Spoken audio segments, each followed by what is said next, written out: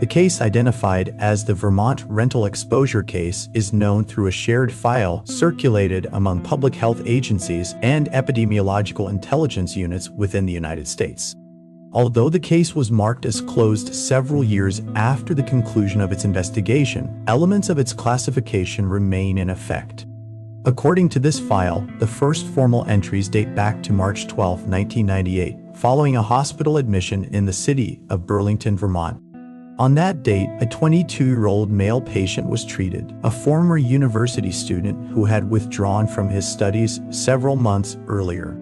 He was admitted after several weeks of persistent fatigue, difficulty concentrating, and episodes of mild disorientation. Clinical evaluation documented minor neurological symptoms, with no acute signs or visible abnormalities on routine tests. The patient reported sleep disturbances, constant exhaustion, and a generalized sense of cognitive slowing. Given his recent history of academic stress and the absence of conclusive findings, the initial diagnosis recorded was an adjustment disorder associated with prolonged stress.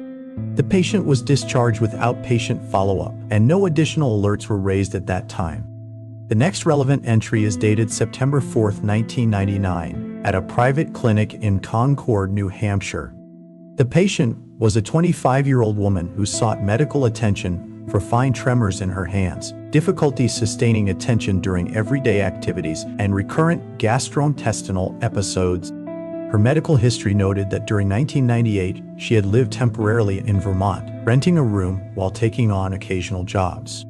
Standard examinations performed, including blood work, digestive testing, and basic neurological assessments, showed no abnormal results. The symptoms were deemed nonspecific and symptomatic treatment was recommended, with the rental history noted in the record, but assigned no particular clinical significance. On January 17, 2000, an internal note was generated within the Vermont Department of Health. In it, a public health surveillance officer documented clinical similarities observed among 3 patients treated at different medical facilities and with no apparent connection to one another. The shared features included prolonged fatigue, mild impairments in concentration, and subtle neurological symptoms. Although the cases did not share formal diagnoses and were not geographically linked at the time of treatment, it was noted in passing that all 3 had temporarily resided in the state during overlapping periods. The observation was filed as an informational note, without initiating a structured follow-up or cross-referencing clinical databases at that time. The final relevant entry from this phase of the case is dated August 22, 2001, at Albany General Hospital in New York. A 28-year-old male patient was admitted with a set of progressive symptoms of undetermined origin, including generalized weakness, recent memory difficulties, and persistent physical discomfort.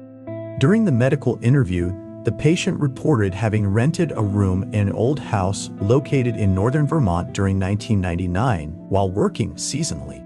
This detail was recorded in the clinical file as part of his residential history, but was not linked at the time to prior records or to the internal note from the Vermont Department of Health.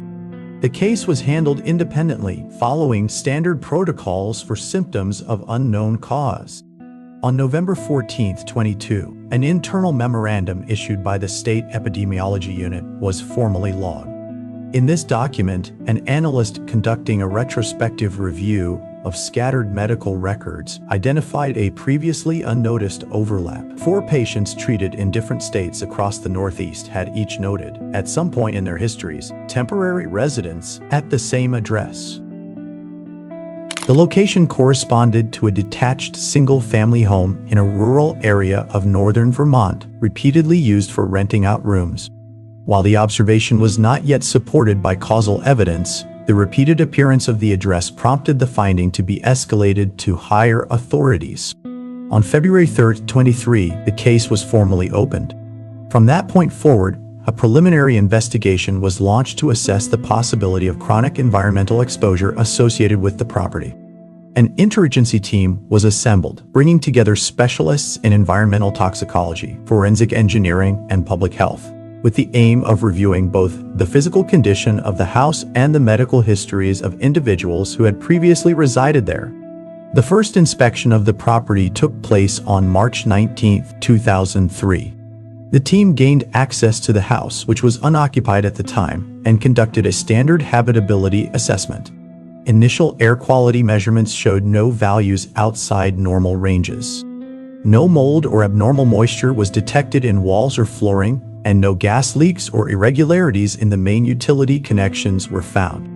The ventilation system was functioning properly and stood out for its efficiency and state of preservation, although at that stage, it was not considered a matter of concern. Based on these findings, the provisional conclusion was that no active agents were identified that would warrant immediate intervention. On July 2, 2003, a confidential report was issued by the Forensic Engineering Division.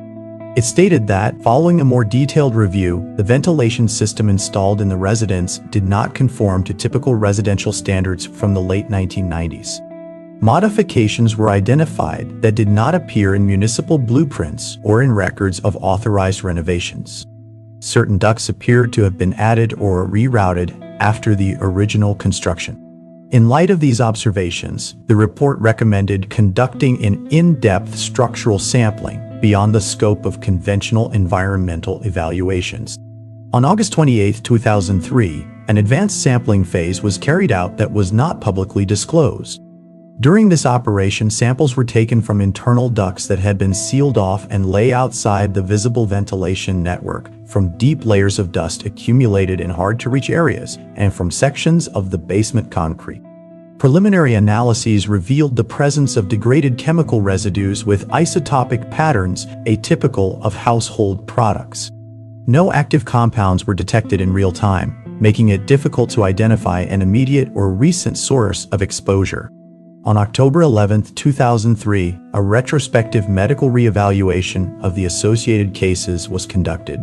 When the symptoms reported over the years were compared with the environmental findings, medical teams concluded that the clinical presentations were consistent with exposure to slow-acting, highly volatile substances engineered not to persist or accumulate in the environment. This profile accounted for both the absence of active contaminants during inspections and the difficulty of linking the symptoms to a specific cause at the time of clinical evaluation.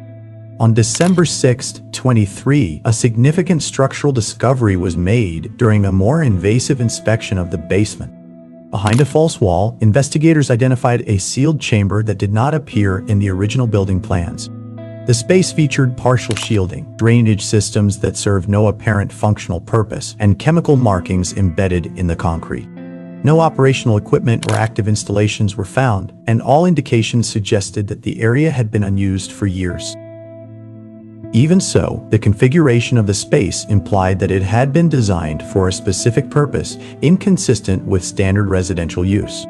On January 19, 2004, a report focusing on the analysis of documentary residues recovered during the final inspections of the property was added to the case file. Inside the sealed chamber and within secondary ducts, investigators found fragments of deteriorated paper and remnants of technical materials that had been partially burned or degraded by moisture. After partial reconstruction, it was determined that much of the content was written in technical Korean, using specialized terminology inconsistent with standard commercial or academic manuals. The notation employed was incompatible with civilian protocols used in the United States, whether in industrial or healthcare settings. In addition, references were identified to supplier companies and supporting entities that could not be linked to any known commercial records, either domestically or internationally. Despite cross-referencing efforts, no official, institutional, or corporate origin for the documentation could be established. On March 2, 2004, a joint report was issued by the Public Health and Health Intelligence Divisions, integrating the environmental, structural, and medical findings gathered throughout the investigation. The document concluded that the residents had housed, over an extended period, a clandestine laboratory operating outside any known regulatory framework. According to the technical assessment, experimental agents had been used in that space, engineered to degrade rapidly after release, leaving minimal residues that were difficult to detect using conventional methods.